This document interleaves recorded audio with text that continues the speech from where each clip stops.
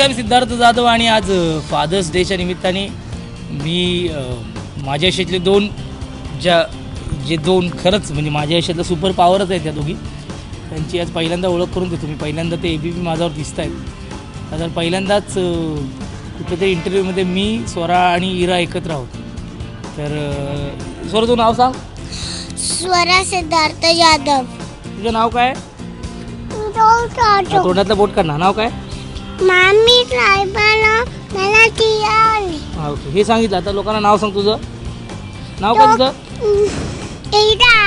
इरा काय पण? इरा जाधव.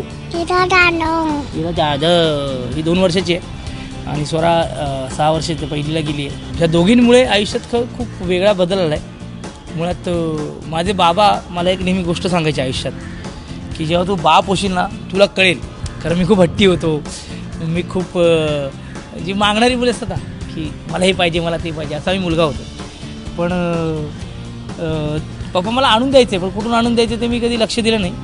पण मला पप्पा मला नेहमी एक गोष्ट सांगायची, की तू बाप होशील ना तुला कळेल. आणि मी बाप होतो ना तर मला कळतं आहे की आपल्या पोरांनी मागितल्यानंतर त्याला जर आपण देऊ शकलो नाही तर किती वाईट वाटतं. पण माझ्या वडिलांनी मला खूप काही देण्याचा प्रयत्न केला, दिलंही. आता हे जे मागतात ही पोरं, हे माझे हे बंटर, त्यांना जास्तीत जास्त देण्याचा प्रयत्न करतो. स्वराच्या वेळेला ना म्हणजे सगळं क्रेडिट तृप्तीच आहे. कारण स्वराच्या वेळेला मी हां ठीक आहे कर काय ते. स्वराच्या वेळेला मी एवढा बिझी होतो, कारण स्वरा झाल्यानंतर मी कॉमेडी सर्कसचं कॉन्ट्रॅक्ट साईन केलं होतं. आणि त्यानंतर मी खूप काही धावपळ करत होतो. म्हणजे माझ्या आयुष्यात खऱ्या लक्ष्मी आहेत माझ्या आयुष्यात. कारण तृप्ती लक्ष्मी करत तृप्तीशी लग्न केलं आणि दे धक्का आला आणि एक वेगळं करिअर सुरू झालं. स्वरा माझ्या आयुष्यात आल्यानंतर मी हिंदीमध्ये खूप वेगवेगळ्या पद्धतीने कामं करत होतो. इरा आल्यानंतर मी आणखीन मराठीत जास्त काम करायला लागलो. तर ही लोकं माझ्यासाठी माझी खूप गुडविल आहेत. आणि स्वरा आता पटकन मोठी झाली, म्हणजे एक तर मुलं पटकन मोठी होतात. स्वरा पहिलीला गेली, पण मी स्वराला एवढा वेळ देऊ शकलो नव्हतो कारण मी खूप काम करायचो. पण हे जे आमचं पंटर आहे, हां ठीक आहे, हिच्यासाठी म्हणजे बाप रे, हिच्यासाठी म्हणजे मी खूप एकदा तर मी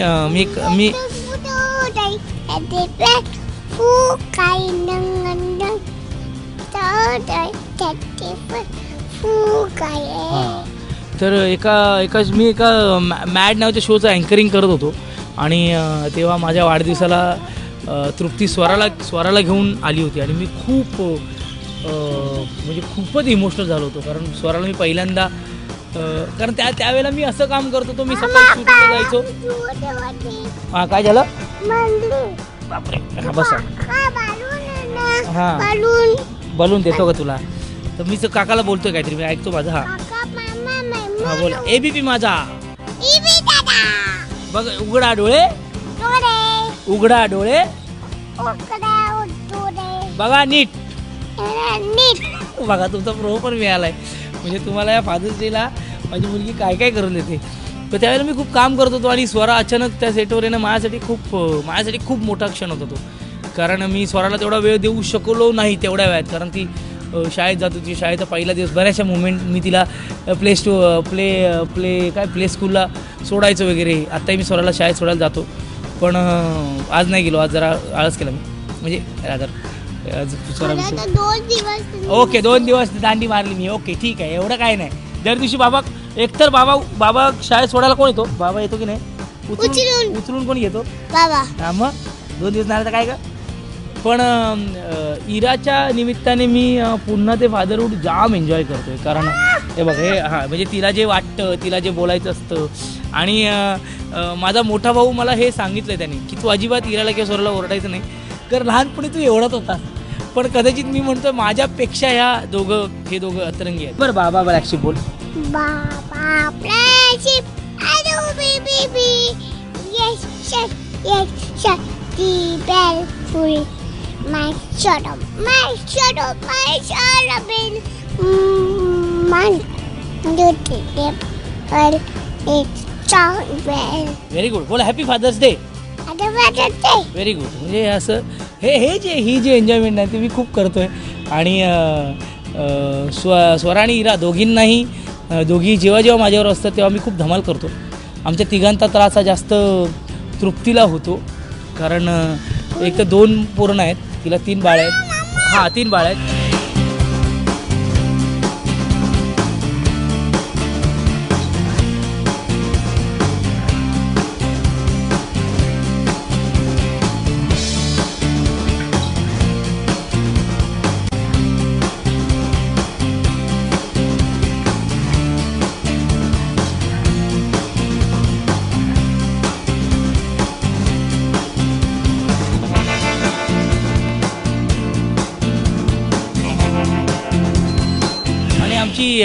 आमची हिरा पण गाणं गाते. आपलं गाणं गाडूया. तेरा मुझसे है पहले कोई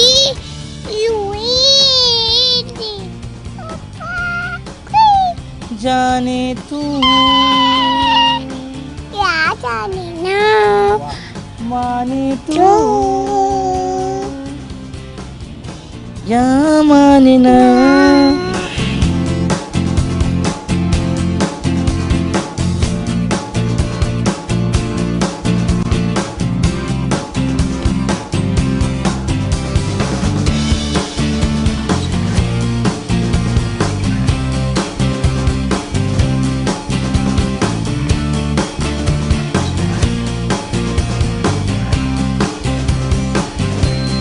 माझ्या बाबांना नेहमीच थँक्स म्हणत असतो, कारण आयुष्यातली खूप मोठी शिकवण त्यांनी मला दिली आहे. त्यांनी मला रागावर कंट्रोल करायला शिकवलं होतं. ज्या प्रतिकूल परिस्थितीत मी राहत होतो त्यांनी मला स्वतःवर विश्वास ठेवायला शिकवलं होतं. आणि त्यांनी मला एक गोष्ट शिकवली जी मी ह्यांना पण शिकवण्याचा प्रयत्न करतो किंवा ह्यांना सांगण्याचा प्रयत्न करतो, की आपल्याकडे जे आहे ना त्यात नेहमी समाधानी व्हावं. आणि पप्पा म्हणजे मी आता गेला उडत नावाचं नाटक करतो आणि त्यात मी सुपर हिरो आहे, पण माझ्या आयुष्यातले खरे सुपर हिरो माझे पप्पा आहेत. कारण मला त्यांना जे शक्य होतं मला देणं ते सगळं देण्याचा प्रयत्न केला आहे. मी हट्टी होतो, मी रडायचो नाही. तो किस्सा मी खूप वेळा सांगतो की मी हट्टी होतो आणि मला सायकल हवी होती सेकंड हँड, आणि मी रडलो होतो का 2-2.5 हजाराची सायकल असेल ती सेकंड हँड, आणि मी 3-4 दिवस जेवलो नव्हतो, रडत होतो. आणि एके दिवशी पप्पांनी सायकल आणली, तर ती कुठून आणली ते मी विचारलं नाही पप्पांना. पण ती सायकल घेऊन मी जाम फिरत होतो. आणि मग माझ्या दादाने मला सांगितलं होतं की तू 3-4 दिवस जेवला नाहीस ना, तर बाबाही 3-4 दिवस जेवले नव्हते. त्यामुळे आपल्या मुलाची अपेक्षा पूर्ण करण्यासाठी बाप नेहमी झटत असतो. आणि माझे बाबा जगातले बेस्ट माणूस आहेत. तसंच एके दिवशी ही माझी दोन्ही लेकरं म्हणतील की तिचे बाबा जगातले बेस्ट बाबा आहेत. असं काहीतरी करायचं आहे. आता तर सुरुवात आहे.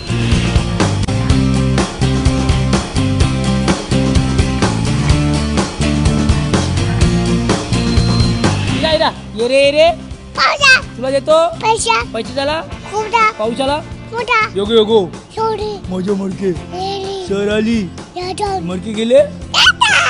Happy father father day.